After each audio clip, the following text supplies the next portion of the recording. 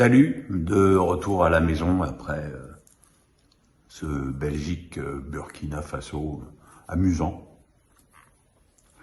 J'ai revu donc après le match de l'équipe de France qui m'a permis de faire mon office habituel, et puis j'ai vu évidemment j'ai regardé Algérie-Cameroun, et puis j'ai un peu balayé aussi les résumés des autres matchs. On va dire que sur les matchs européens, il n'y a pas eu de grande surprise.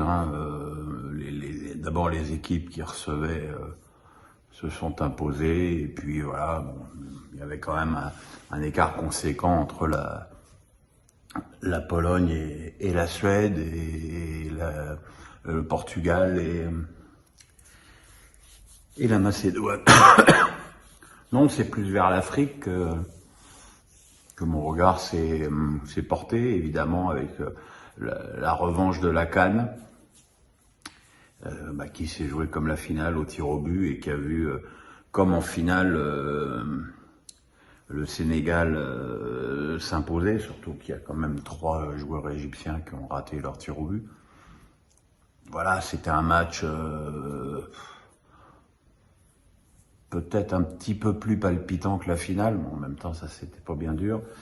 Mais il faut reconnaître aussi que cette équipe égyptienne est un petit peu une caricature d'elle-même, et qu'à force de ne pas jouer, à la fin, quand elle perd au tir au but, comme en finale et comme là, elle se retrouve avec ses yeux pour pleurer, et pas beaucoup d'arguments à faire valoir pour sa défense. Et pourtant, Dieu sait que c'est bien sur leur défense qui compte. Voilà, ça fait plaisir évidemment pour les Sénégalais, dont on est obligatoirement plus proche que les Égyptiens. Mais à part le carton du Maroc contre le Gabon, on a encore vu des matchs très serrés, très défensifs, dans la droite ligne de la CAN qu'on a vécu en hiver. Et c'est là où le football africain doit se libérer, et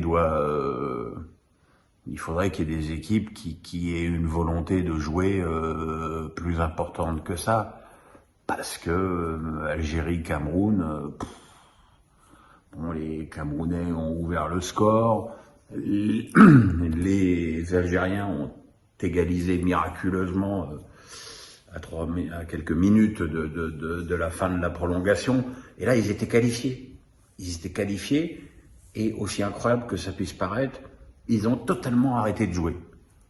Ils ont fait de l'anti-jeu, ils ont eu un comportement très moyen, faut le dire, et ils se sont fait avoir par un but de Toko Ekambi, qui est décidément bien décisif avec sa sélection. Et voilà, c'est évidemment un échec terrible pour le football algérien qui a tout perdu en quelques mois, et sa CAN, et sa place pour le mondial au Qatar. Et quand on voit les joueurs qui composent cette équipe, on comprend pas bien ce football calculateur, un peu gagne-petit. Alors c'est pas que les Camerounais aient été flamboyants, mais encore une fois, quand tu perds dans des conditions pareilles, t'as que tes yeux pour pleurer.